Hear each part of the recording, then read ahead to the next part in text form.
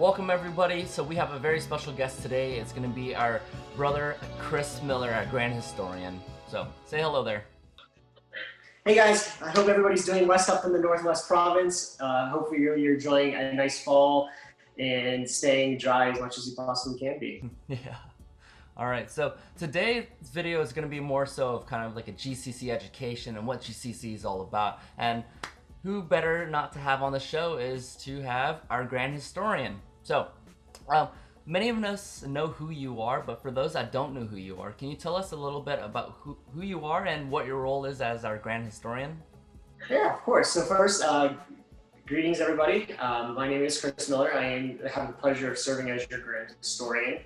A little bit of background about me. I'm a 2004 initiate of the Beta Kappa chapter at the University of Pittsburgh and currently reside in Pittsburgh. I have a little bit of a different practice within pharmacy, as I'm more in pharmacy administration now as a senior manager of pharmacy compliance and quality. So practiced about 12 years as a pharmacist, and then now went over to more regulatory affairs and pharmacy quality for the company I work for. So a little bit different, but really kind of cool, and every day is a little bit different in that sense too.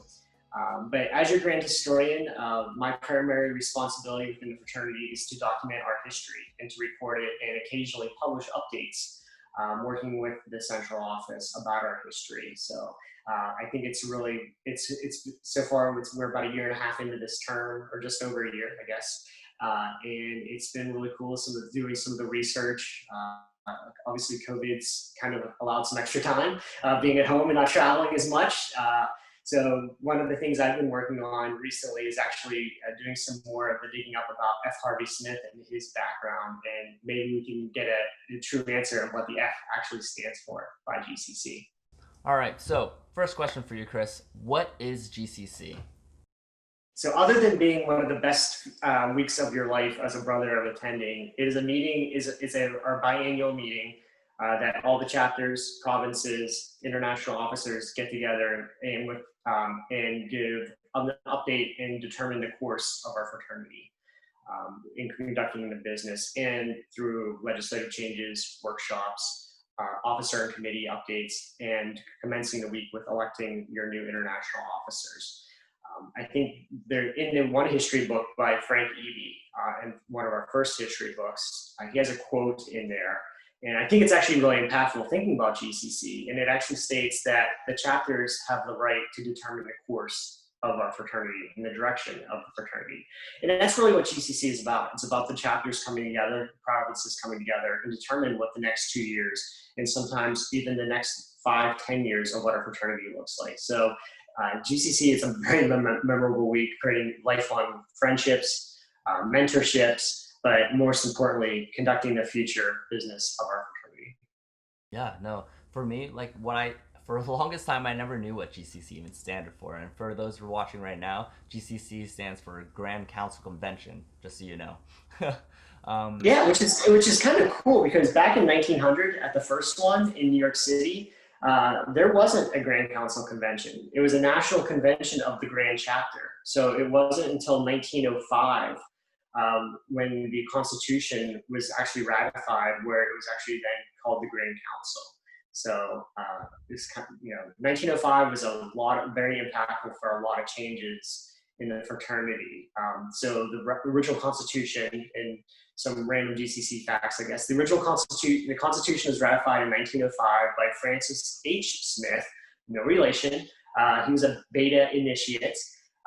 But some things there were the change to Grand Council, the official colors of the fraternity, so scarlet, red, and cadet gray, which were the original colors of the Eta chapter out of Philadelphia. So up until that point, each chapter actually had their own colors. So it wasn't until then until that got ratified and changed. So really significant changes in 1905.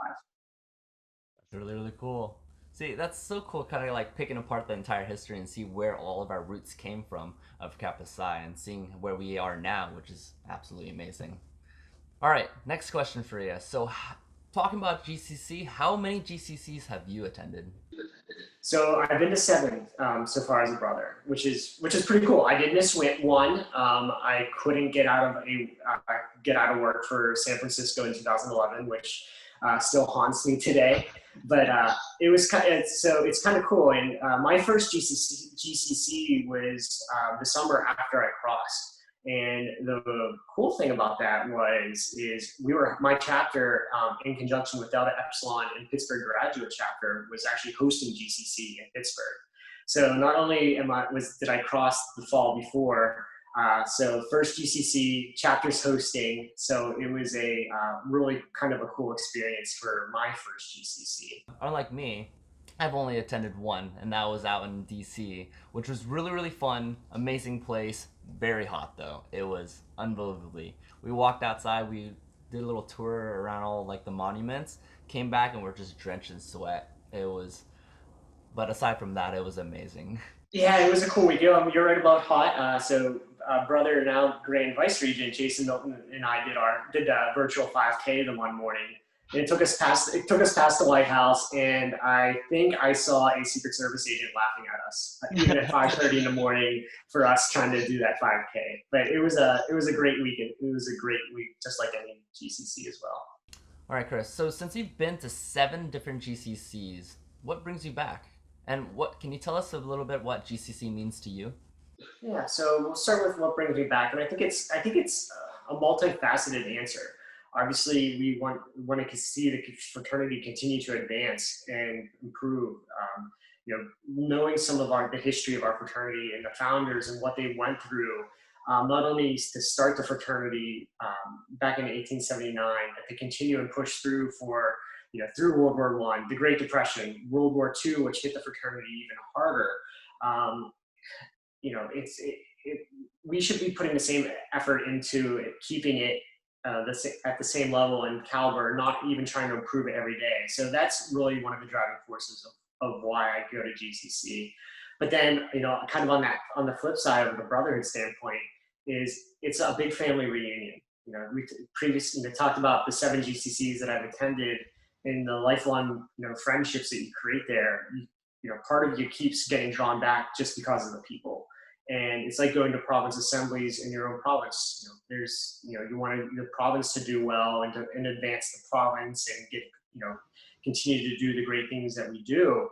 But then you have that brotherhood connection too, and to see people. And I think that's really important, especially for those who've never been to a GCC, is you really want to create those connections and networking, because being at Kappa Psi is about creating lifelong memories. And the only way you do that is to network and get to know other people. Yeah. What does GCC mean to me? Again, I think you kind of look at it both ways. It's a way for us to come together and preserve Kappa Psi and advance Kappa Psi, advance the profession, things that we can do even advocacy-wise within the profession, especially now more than ever during this pandemic, where we're starting to see some of the waivers put in place for us to expand of what we can do as pharmacists. But it's, Kappa Psi is also about the people and the connections that we make as brothers, and the brotherhood and the fellowship and the social aspects are obviously important in GCC, because even if you look at the agendas back in the early 1900s, those were a main aspect of to GCC, and especially when they're only a day or sometimes 2 days long. Eventually 3. They went out on a limb in the early 1900s to go to 3 days, and sometimes even over Thanksgiving. But they had a lot of social aspects there too, and I think that's really important to come together as brothers as well. I would be, without saying as grand historian, kind of mentioning some weird history facts about GCC, is the banquet that we always close GCC with used to be 4 to 5.5 hours long in the early 1900s with a multi-course dinner. And I actually have, this is the Frank Eby book, so our first history book. And I couldn't repeat it verbatim, so that's why I have it here as reference. But in 1906, when GCC was in Baltimore, the menu I thought this was kind of interesting, so I'll kind of read this a little bit. The menu for the closing banquet started off with martinis. Then they had green turtle, queen olives, celery, salted almonds, broiled bluefish, potatoes, lobster, turkey, and it was over Thanksgiving, so they did have cranberry sauce. Green peas, they had quail, followed by Kappa punch, which I'm sure that is probably not risk management, but they had Kappa punch. Lettuce hearts, fancy cake, white seals, cheese, crackers, coffee, and they ended with a course of cigars at the end. Oh my gosh. So, there was definitely that connection of fellowship, even with very limited attendees at some of those early meetings of the Grand Chapter and then the Grand Council. So fellowship, it played a very early part in the Grand Council conventions. Man, that's something that we have to do our part to preserve Kappa Psi, and I think that's no, 100%. And if you think about the effort that the founders put into, brothers 150, 60 years later, I mean, we have to live up to that. And it's on us to carry the future of Kappa Psi. They set the groundwork, they built the foundation. It's us to keep it going. Yeah, definitely. It's like as the years go by and as I'm a brother longer, I start to see more like these interesting facts and what really build us to be who we are and how strongly connected we are. And that's the cool thing about it. Everyone always says wherever you go, no matter who you are and you're still a Kappa Psi brother, they will still welcome you with open arms, Exactly. It doesn't matter if you're a first-year pharmacy student who just crossed or you've been a brother for 50 years, you're still a brother. And no matter where you travel, what province you go to, or, I was walking in an airport once and I had my letters on.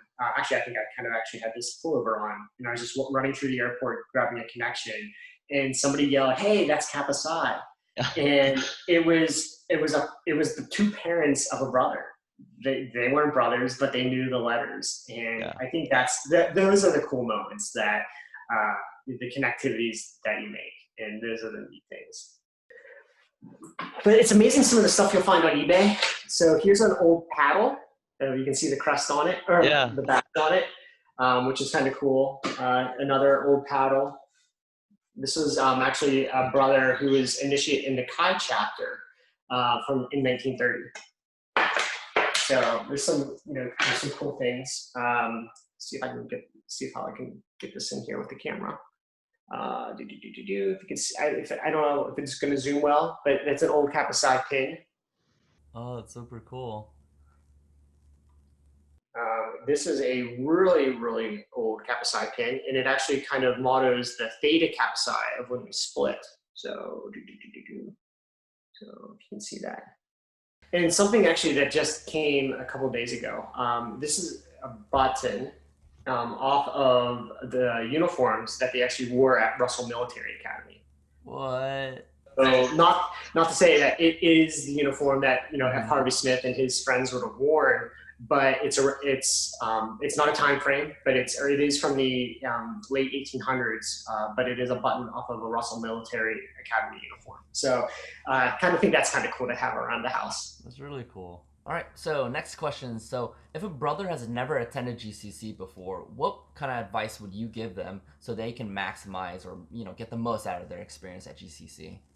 So I think first, it can be a little overwhelming. So especially not going in expecting. So my first advice would be talk to some people, talk to some of your brothers who have gone to GCC before and kind of get their insight. So kind of know the flow, first of all, just like you would be going to your first ASHP mid-year for the first time, kind of figure out the lay of the land. But I guess the overall biggest advice for the week, don't be shy. Just like going to a province meeting for your first time, everyone's friendly and everyone will go out of their way to help talk to you. And this is a really great experience to start building not only your Kappa Psi network, but now more than ever, your pharmacy network, because you never know who your future preceptor, future residency director or employer will be. And there's a good chance you might have an opportunity to meet them at GCC. So go up to people, talk, introduce yourself. Get outside of your comfort zone as much as possible, and try not to, as much as you love your own chapter, you see them more than you get to see some other people. So if you're at a dinner or at lunch, go sit with another chapter and get to know people, because the more you travel then outside of your own province, the more people you're going to know, and the better Kappa Psi experience that you're going to have as the life of a brother. Yeah.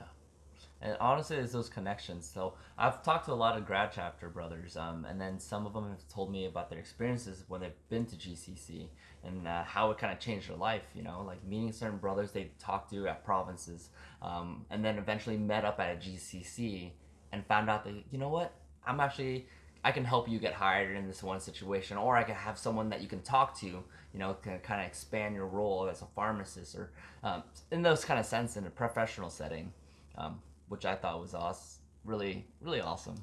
Of course, I mean, in some of the events at GCC, like the career roundtables, especially now with how the pharmacy job market can be, and even now as competitive as residencies have become, even having that building those networking and having those connections and being able to even potentially, do the name drop, can be very impactful. So I think it's important. Something else to think about when you go to GCC is you see some of the what we would call the legends of Kappa Psi, at least the current legends of Kappa Psi. They love talking, and they love talking to brothers. So go up to some of our past and regions and talk to them, gain some of that historical insight. They'll, it's not don't they're not intimidating. They're friendly, and they love talking about the great history that we have and some of their most memorable Kappa Psi experiences. So talk. Make sure you go up to them and talk to them, because there's invaluable insight there. Yeah, definitely. So take guys, take a good note of that. So whether you're a collegiate or a graduate, go to GCC if you get sometimes. This connection is something. It's life changing, I would say. So Ditto. Exactly. yeah. 100% life changing. So fun question. Off the top of your head, what is the best fact that you've learned about GCC? So, there's so many, fraternity, what we would call life-changing events that have happened at GCCs. And I think, if you look back at 1924, GCC was in New York City. And most people would think of that GCC as the last one of what we would traditionally call Kappa Psi. Because that's when it was decided that the fraternity would split between medical, going to Theta Kappa Psi, and pharmacy, going to Kappa Psi Pharmaceutical Fraternity, would occur. I think the cool GCC fact is it wasn't the fraternity, it wasn't the brothers that wanted to make that decision. So there wasn't a division between the fraternity at that point. In fact, during that GCC, there was great sorrow and discussion about them not wanting to do it. But what happened was the Intermedical Fraternity Council, which Kappa Psi was a member of, passed an amendment that all of the members of that IFC, the Intermedical Fraternity Council, all the members whose chapters had to be at an accredited medical school, which at that time Kappa Psi would not meet the requirements of membership into that council, because it was mixed, right, medical and pharmacy. Right. So in order to continue membership, that IFC kind of forced the decision to be made to split. So I think that's kind of one of the unique GCC facts is it wasn't the brothers themselves wanting to split between medical and pharmacy. It was actually an outside, in a sense, a medical group, the Medical Fraternity Council, that forced that decision. So it kind of shows that it wasn't even, the bonds of brotherhood even back then was forced from an external position to split up, and that it wasn't a Kappa Psi decision, it was an external decision. And I think that's something that not a lot of people may know, but it just shows the bond of how strong the bonds of Kappa Psi are and were too. And I think that's kind of a cool GCC history fact. All right. So to kind of sum up our little interview here. So talking about GCC, what do we have to gain from GCC? If you walk out of the 5 days, or even back 4 days of GCC, or however long you can get there for, which go, even if it's for 3 days, go 2 days, go. If you're going to take something out of it, and we mentioned before during in the interviews, it's a life-changing experience, and it really is.